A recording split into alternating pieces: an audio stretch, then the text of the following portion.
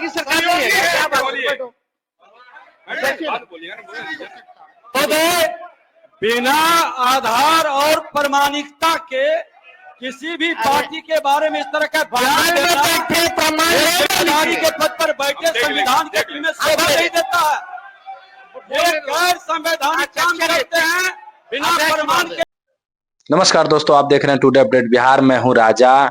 आज जो विधानसभा में बातें हुआ, तेजस्वी यादव जो मुद्दा पहले लेके चले थे आरक्षण के लेके, वही मुद्दा को फिर विधानसभा में उन्होंने रखा, जिसमें सम्राट चौधरी और विजय सिन्हा से तगड़ी बहस हुई। आइए उस वीडियो को हम दिखाते हैं कि कैसे क्या हुआ उस मुद्दे पे बातचीत। केवल ज्यादा नहीं, 2-3 मिनट ही हम लेंगे, ज्यादा समय व्यर्थ नहीं करेंगे। और भी कार्यक्रम है सदन में, और भी बिजनेस है। माननीय विजय चौधरी जी यहाँ बैठे हुए हैं। आप सब लोगों को पता है कि हमारी सरकार जब 7 में थे, इससे पहली वाली सरकार 17 महीने, तो हम लोगों ने जातीय आधारित गणना कराई थी। और जातीय आधारित गणना इसलिए कराई थी क्योंकि राज्य सरकार जो है सेंसस नहीं करा सकती, इसलिए हम लोगों ने सर्वे कराया था। और उस सर्वे के आधार पर हम लोगों ने आरक्षण की सीमा महोदय 65% करने का काम किया था, जिसमें कि पिछड़े, अति पिछड़े, दलित, आदिवासी समाजों का आरक्षण हम लोगों ने बढ़ाया और ईडब्ल्यूएस 10% एज इट इज रखा। आज संविधान दिवस है महोदय, और संविधान दिवस के दिन पर कम से कम ये चर्चा, कम से कम सरकार से अपेक्षा ये की जाएगी कि इसका कम से कम जवाब देने का काम करे। और इस दिशा में आरक्षण जो हमारी सरकार, जो महागठबंधन की थी पूर्व में, जो 65% हम लोगों ने बढ़ाया था, इसके लिए क्या कदम उठा रही है फिर से लाने के लिए। अध्यक्ष महोदय, आप जान रहे हैं कि हाई कोर्ट 9/11/23 में ये पारित हुआ था, मेरे जन्मदिन के अवसर पर, आपको बखूबी याद होगा। और ये 20/6/24 को जो है मना कर दिया गया हाईकोर्ट द्वारा, और ये दिया गया कि इसका जो है प्रॉपर स्टडी जो है नहीं हो पाया है, इसको देखते हुए इसको निरस्त कर दिया गया। हमारा ये सवाल है महोदय कि जो संदेह नीतीश जी को था, माननीय मुख्यमंत्री जी को था, आपको था, हमको था कि भाजपा के लोग जो है किसी ना किसी प्रकार से कोर्ट जाकर के इसको निरस्त कराएंगे। इसलिए माननीय मुख्यमंत्री जी ने एक मेरी बात तो सुन लो। अरे बात है, एक चीज जानकारी देना चाहिए अध्यक्ष महोदय, पहले हम तो बोलेंगे, फिर बोलिएगा, आप बोलिएगा, मेरा बात खत्म हो जाने तो फिर आप बोलना।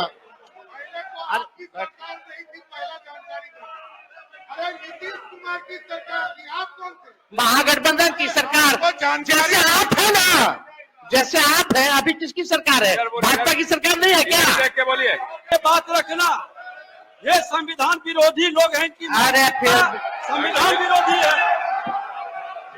एक मिनट, अध्यक्ष, संविधान विरोधी लोग संवैधानिक संस्था का अपमान हम कर रहे बोलेंगे, हैं। फिर बोलेंगे। बैठ जाइए, बैठिए, हम बोलेंगे।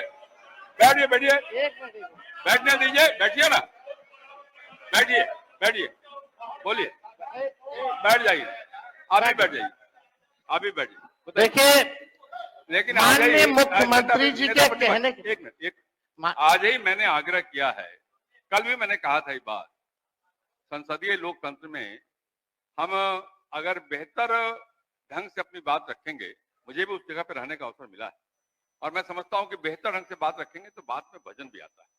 तो सभी से अपेक्षा करता हूं, केवल नीति बात नहीं कर रहा हूं, सबसे अपेक्षा करता हूं अपनी बात रखते समय ठीक ढंग से अगर बात रखेंगे, ढंग से बात रखेंगे आप, तो संविधान का सम्मान भी होगा और आपके विषय में दम भी आएगा। बोलिए।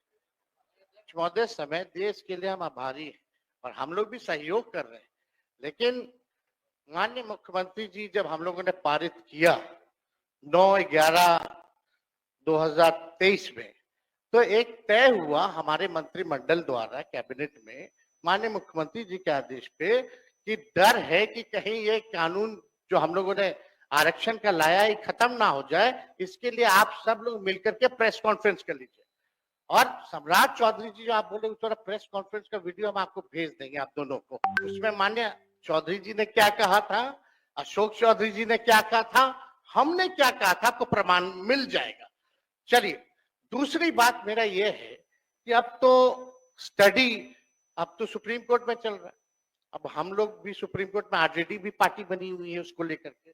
अब मेरा सवाल ये है कि जो बहालियां हो रही है, जो आरक्षित वर्ग है, उसको नुकसान हो रहा है कि नहीं हो रहा? 16% हो रहा है ना।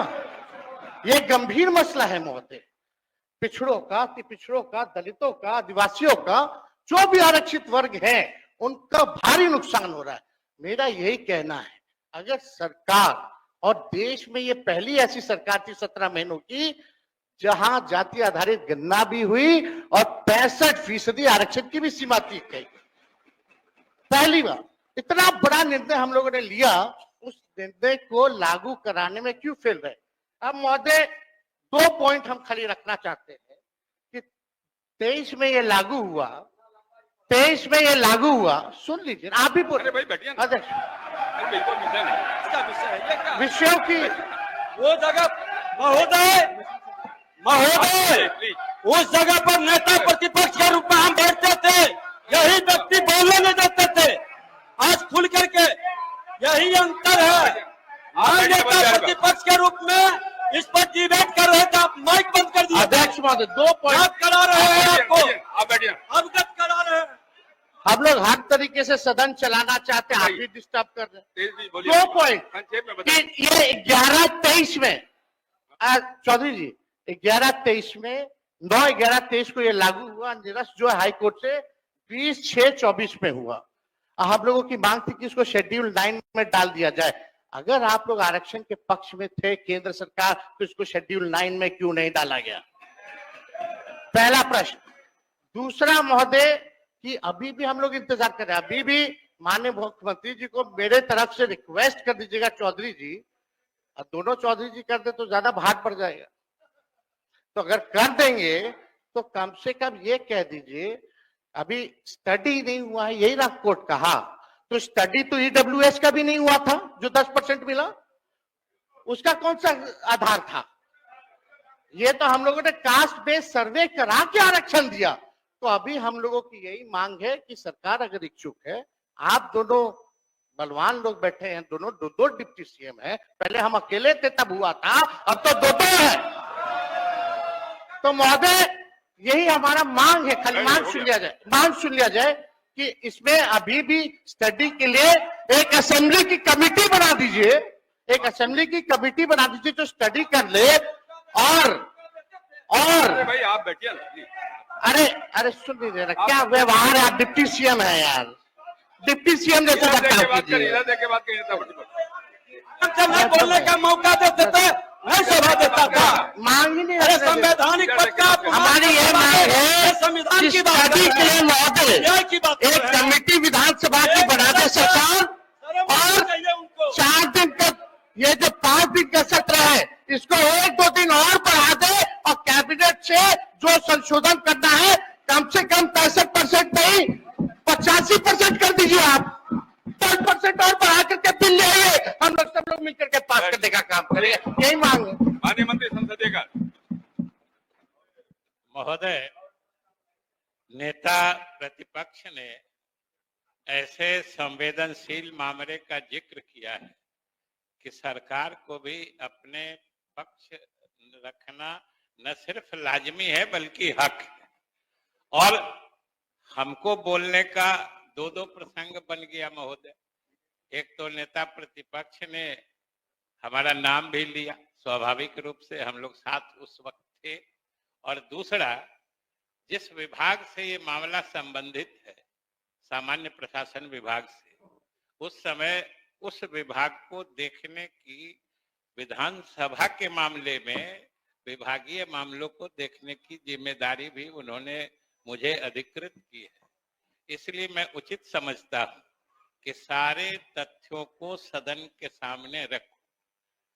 महोदय आसन अवगत है और हम समझते हैं लगभग सदन के सभी सदस्य अवगत है, और सरकार को यह मानने में कोई परहेज नहीं है कि ये मामला जब जब आया है लगभग सभी दलों ने, और लगभग भी बेकार जोड़ना है, सभी दलों ने इस मामले में एकजुटता दिखाई है, इसमें कोई दो राय नहीं है।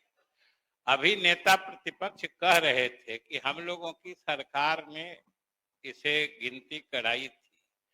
सही बात है, उन्होंने कहा है कि जिस समय गिनती हुई थी उस समय आप भी हम लोगों के साथ सरकार में थे। सरकार नीतीश कुमार की ही थी उस वक्त भी। महोदय, सरकार नीतीश कुमार की ही थी और आप साथ में थे महोदय। लेकिन हम कहाँ इनकार कर रहे हैं? हमने तो आपने जो सहयोग दिया है, सारे दलों ने सहयोग, बैठे बैठे टिप्पणी मत करिए, सारे दलों ने सहयोग दिया है।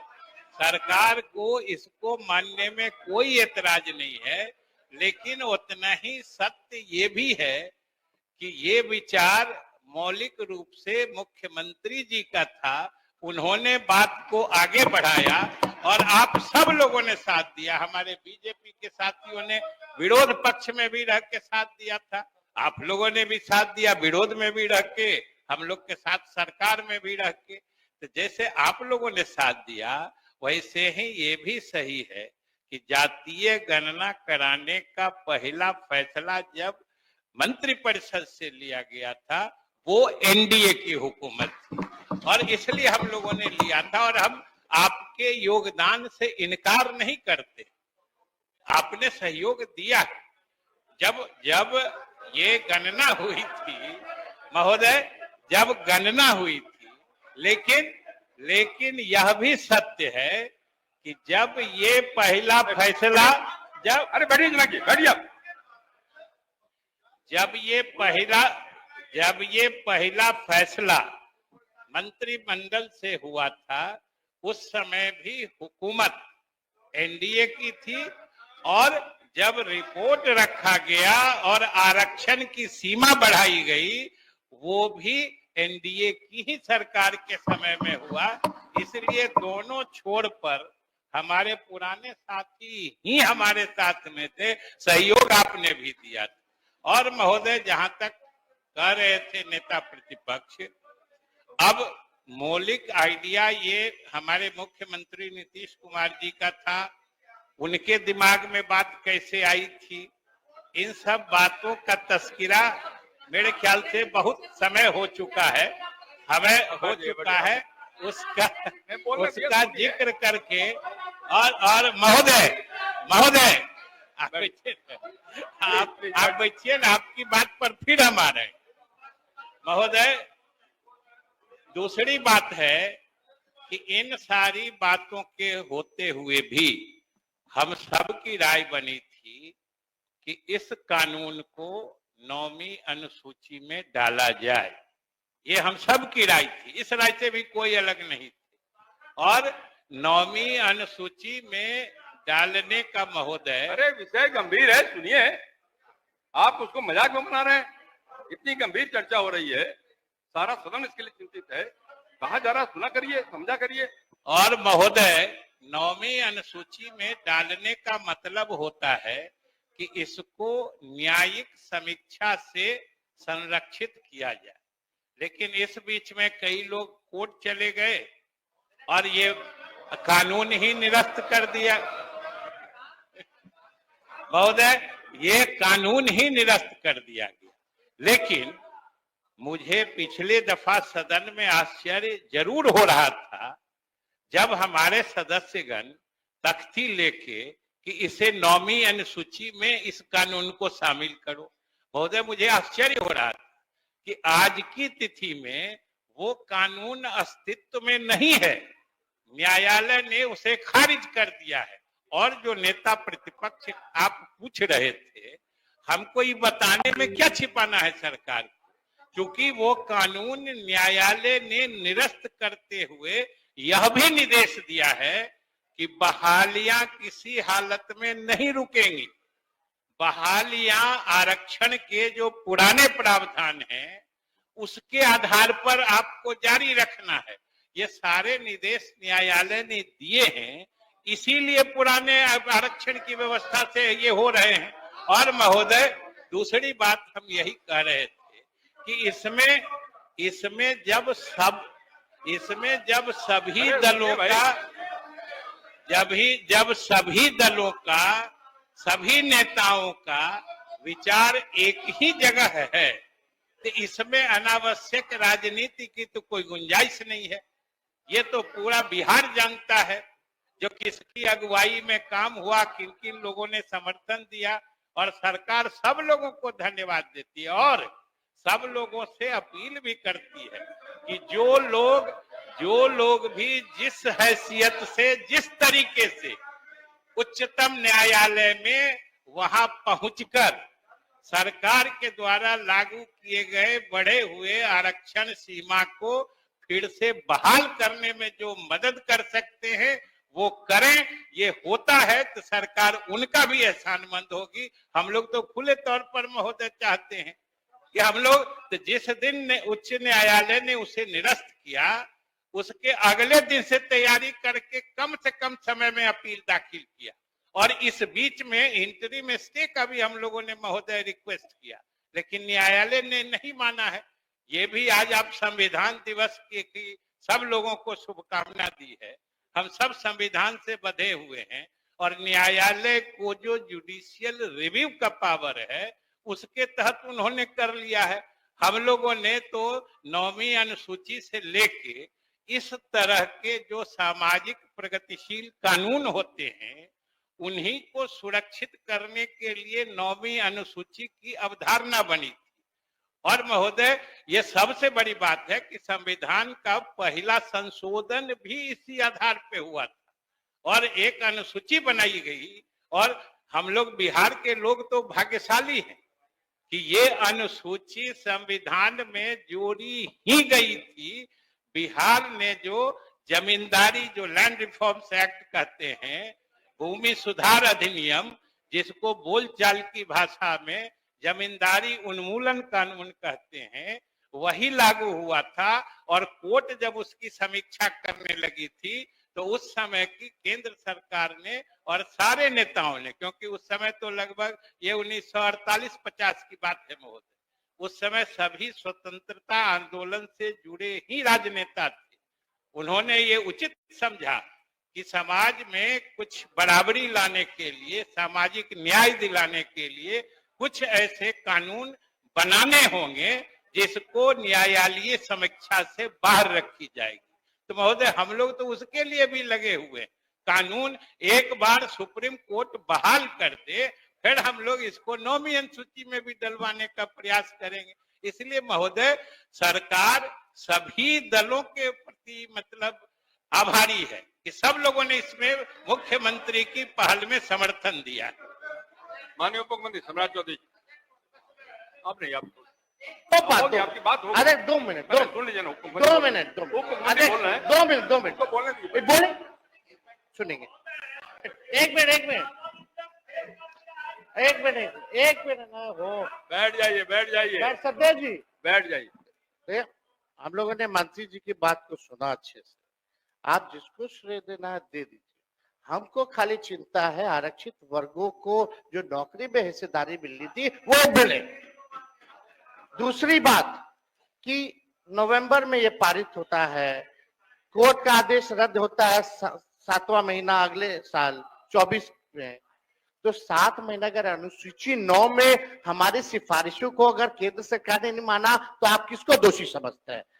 दूसरी बात, तीसरा महोदय जो हमारी मांग थी, अभी भी आप कमेटी बनाने के पक्षधर है कि नहीं? और दूसरा बिल ले आइए, उसमें संशोधन कर दीजिए, उसमें 75% था, इसमें 85% करके लाइए, हम लोग बढ़ा देंगे, बस यही चाहिए। माननीय मुख्यमंत्री सम्राट चौधरी। अध्यक्ष महोदय, मेरी घोर आपत्ति है कि ये एक तो इन्होंने जो जिक्र किया संविधान दिवस पर, संविधान में, और लगातार कोर्ट के ऊपर हमला कर रहे हैं, ये अत्यंत ही दुर्भाग्यपूर्ण है। और कोर्ट के खिलाफ कि कोर्ट को मैनिपुलेशन करने का काम, यही इससे बड़ा दुर्भाग्य क्या होगा? आप कह रहे हैं कि कोर्ट में कोई पार्टी चली गई, अरे गलतफहमी मत फैलाइए।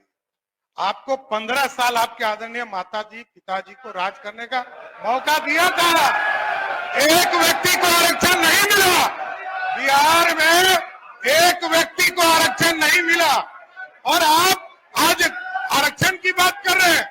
अरे यहाँ तो 2001 का भी चुनाव याद है लोगों को, कोई मुखिया के आरक्षण नहीं था, ना अति पिछड़े को न दलित को। और आप कहानी सुना रहे हैं 2006 में जब एनडीए की सरकार बनी तब पिछड़ों को अति पिछड़ों को आरक्षण मिला। ये कहां से आप सिखा रहे हैं? देखिए, अरे मैं जानता हूं, आपको जानता हूं अच्छे से, बैठ जाइए। देखिए 15 साल को लोग भूला नहीं है और अच्छी तरह से जानता है कि आप आरक्षण के कितने समर्थक हैं। एक व्यक्ति को आरक्षण नहीं दिया, एक व्यक्ति को, कोई पिछड़ों को, दलितों को, अति पिछड़ों को बिना आरक्षण का। और किसी भी हालत में, किसी भी हालत में सब लोग जानता है।